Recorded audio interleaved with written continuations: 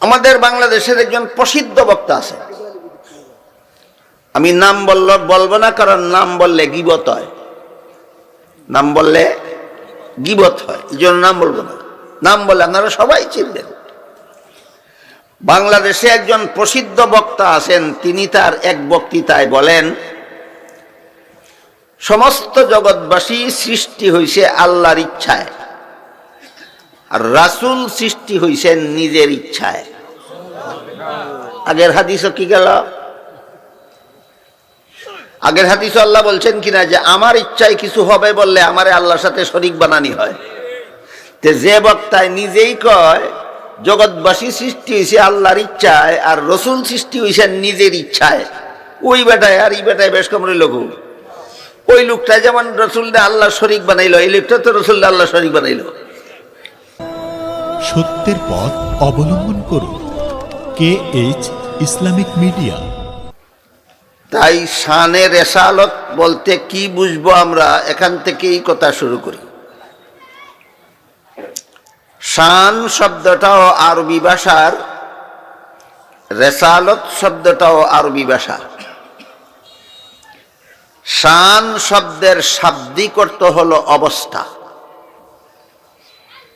যদি কোনো সাধারণ মানুষের শান বলা হয়, যেমন আরবিতে বলা হয় মা শানুকা,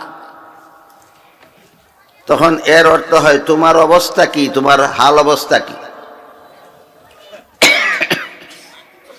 আর যদি কোনো সম্মানিত ব্যক্তিকে,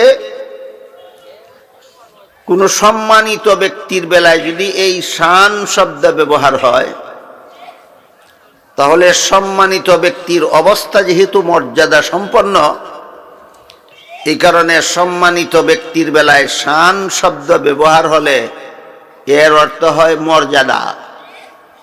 সম্মানিত ব্যক্তির শান অর্থ মর্যাদা। আর রেসালতের অর্থ হইল রসুল হওয়া। যারা নবী রসুল তাদের মর্যাদা। এই শিরোনামে আজকের এই মুবারক সম্মেলনের আয়োজন করা হয়েছে। নবী রসুলগণের মর্যাদা সম্পর্কে আলোচনাই এখানে মূল উদ্দেশ্য। কিন্তু দুঃখের বিষয়, নবী রসুলগণের মর্যাদা সম্বলিত সমাবেশ, সম্মেলন, সভা সমিতি, বক্তৃতা, বিবৃতি, ওয়াজ, নসিহত, আলোচনা দেশে যথেষ্ট পরিমাণে হয়। শানে রেসালতের নামে অনেক সম্মেলন হয়, কিন্তু রাসূলের মর্যাদার চেয়েও বড় মর্যাদাশালী কেউ আছেন কিনা আগে বলুন আপনারা। রাসূলের মর্যাদার চেয়ে বড় মর্যাদাশালী জগৎবাসীর মধ্যে কেউ নাই। কিন্তু রাসূলের সৃষ্টিকর্তা যিনি, সমস্ত জগৎবাসীর সৃষ্টিকর্তা যিনি, তার মর্যাদা রসুলের চেয়েও বেশি। তিনি হইলেন আল্লাহ। রাসূলকে যেমন আল্লাহ সৃষ্টির শ্রেষ্ঠ মর্যাদা দান করেছেন, তেমনি ভাবে আল্লাহ পাক রব্বুল আলামিনের মর্যাদা রাসূলের চেয়েও অনেক শ্রেষ্ঠ। আমাদের রাসূলের মর্যাদা সৃষ্টির শ্রেষ্ঠ, আর আল্লাহর মর্যাদা রাসূলের চেয়েও শ্রেষ্ঠ।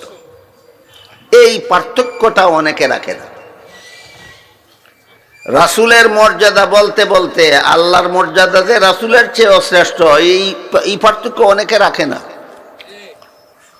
বরং রাসূলের মর্যাদা বলতে বলতে আল্লাহর সাথে একাকার করে ফেলে, আল্লাহর সমান বানাইয়া ফেলে। কেউ যদি রাসূলের সঠিক মর্যাদা সবগুলি না জানে, আমার তো মনে হয় আমরা এখানে যারা আছি আমরা সবাই রাসূলের একেবারে 16 আনা মর্যাদার কথা নাও জানতে পারি। রাসূলের 16 আনা মর্যাদার কথা আমরা নাও জানতে পারি। কাজী একজনে যদি রাসূলের মর্যাদা 16 আনা নাও জানে, সে কাফির হবে না। কিন্তু কেউ যদি রাসূলকে মর্যাদা দেওয়ার নামে আল্লাহর সমান বানাইয়া ফেলে, কাফের হয়ে যাবে। তাহলে যেটা না জানলেও কাফির হবে না, এটার আলোচনা নিয়ে আমরা খুব বেশি ব্যস্ত। আর যেটা না জানলে কাফির হয়ে যাবে, আল্লাহর মর্যাদা যে রসুলের সমান নয়, আল্লাহর মর্যাদা যে রসুলের উপরে, এই কথাটা না জানলে রসুলের মর্যাদা দিতে গিয়েই তো রসুলকে আল্লাহ সমান বানিয়ে ফেলবে, তখন তোর ইমান থাকবে না। এই কথাটা আমি যখন বলি তখন কেউ কেউ প্রতিবাদ করে বলেন যে রাসূলকে কেউ আল্লাহর সমান বানায় নাকি? অনেক মানুষে বানায়, আমরা জানি না, আপনারা জানেন না।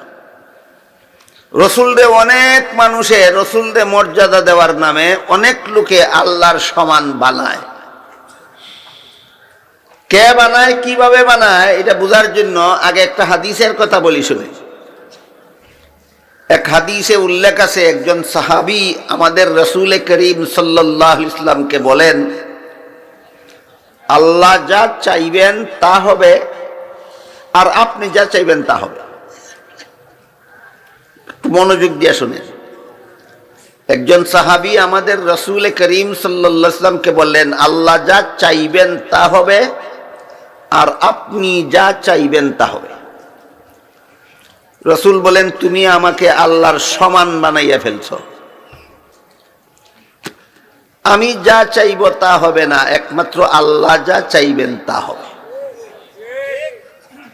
রাসূলের সামনে যদি কেউ রাসূলকে আল্লাহর সমান বানাইতো, রাসূল সাথে সাথে সংশোধন করে দিতেন।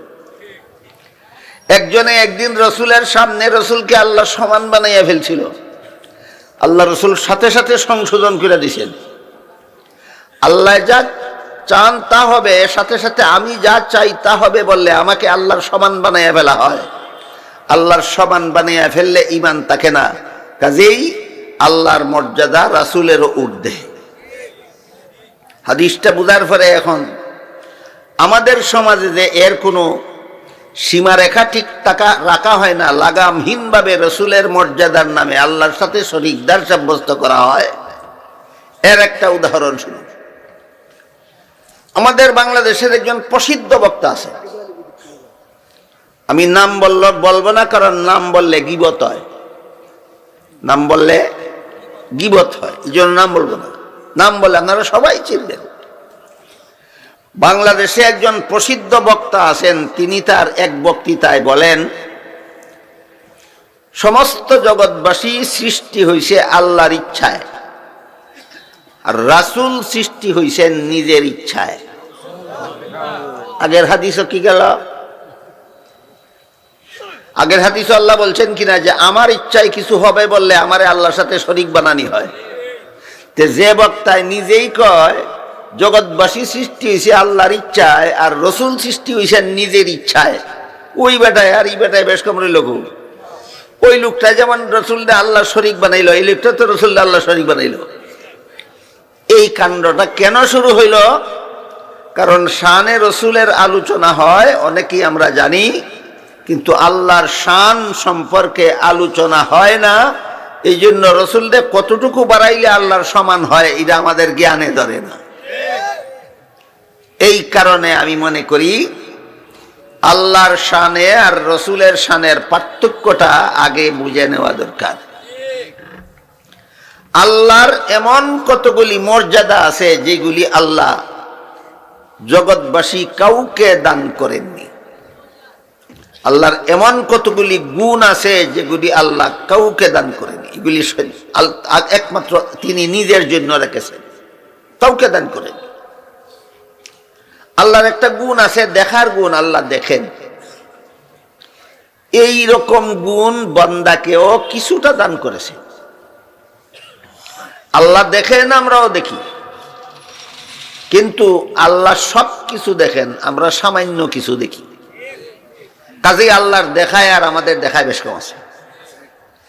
আল্লাহ শুনেন, আমরাও শুনি, কিন্তু আল্লাহ সব কিছু শোনেন, আমরা সামান্য কিছু শুনি। কাজেই আল্লাহর শোনায় আর আমাদের শোনায় বেশ কম আছে। কিন্তু এমন কিছু গুণ আল্লাহর আছে যে সামান্য দিছেন না বান্দাকে, সবটুকু আল্লাহর হাতে রেখে দিছেন। সবটুকু কার হাতে? একমাত্র আল্লাহর হাতে। যেমন মানুষকে সন্তান দেওয়ার মালিক একমাত্র আল্লাহ, হায়াত দেওয়ার মালিক একমাত্র আল্লাহ, রিজিক দেওয়ার মালিক একমাত্র আল্লাহ। এগুলি আল্লাহ আর কারো হাতে দেন নাই যে আমি সবটা দিই আর তুমি কিছুটা দিও। একদিন এক বন্ড ফিরের মুখে আমি শুনতেছি, বলতেছে সন্তান দেওয়ার মালিক আল্লাহ। আমার ফিরে আল্লাহ 50টা পর্যন্ত সন্তান দেওয়ার ক্ষমতা দিয়া দিছে, রাখলো নি তার ফিরের মধ্যে আর আল্লাহর মধ্যে বেশ কম। এই আল্লাহর সাথে একাকার করে ফেলায়, সমান করে ফেলায়। এই জন্য এখন শানে রসুলের পাশাপাশি কিছু শানে এলাহি ও আলোচনা হওয়া দরকার। শানে রসুল মানে রসুলের মর্যাদা, আর শানে এলাহি মানে আল্লাহর মর্যাদা। শানে এলাহি মানে আল্লাহর মর্যাদা। আমি আশা করি মুসলমান হিসাবে আপনারা সকলেই জানেন আল্লাহর কোনো শুরু নাই, জানেন তো? আল্লাহর শেষ নাই, জানেন তো? এই মর্যাদারা রসুলকে দিলে কেমন হয়? কুফরি হবে, কাফের হয়ে যাবে। আল্লাহর কোনো শুরু নাই, আল্লাহর কোনো শেষ নাই, এই মর্যাদা একমাত্র আল্লাহর। এটা আল্লাহ ছাড়া আর কাউকে দিলে সে আর রসুলের আশিক থাকবে না, সে কাফির হয়ে যাবে।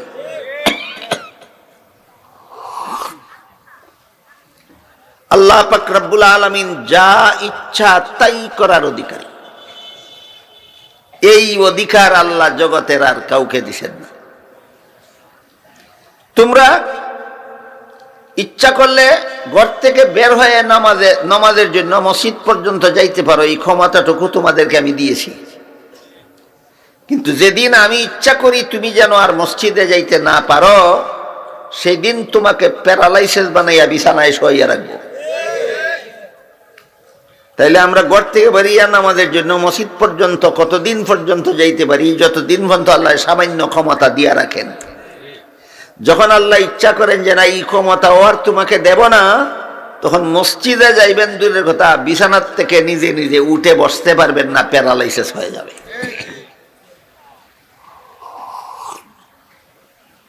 কাজেই ইচ্ছা শক্তি, যা ইচ্ছা তাই করার অধিকারী, এটা একমাত্র আল্লাহর গুণ।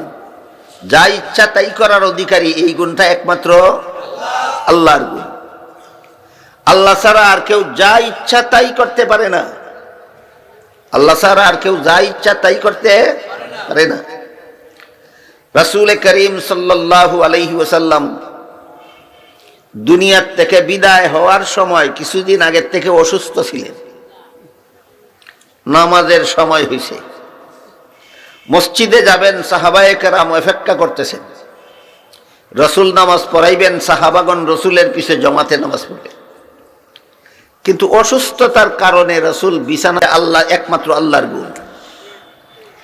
এবার আমি আপনাদেরকে পরীক্ষা করি, আমার কথাগুলি বুঝতেছেন কিনা এটা পরীক্ষা করি, একটু প্রশ্ন করি। বলেন তো, আল্লাহর কোনোদিন মরণ আসেনি?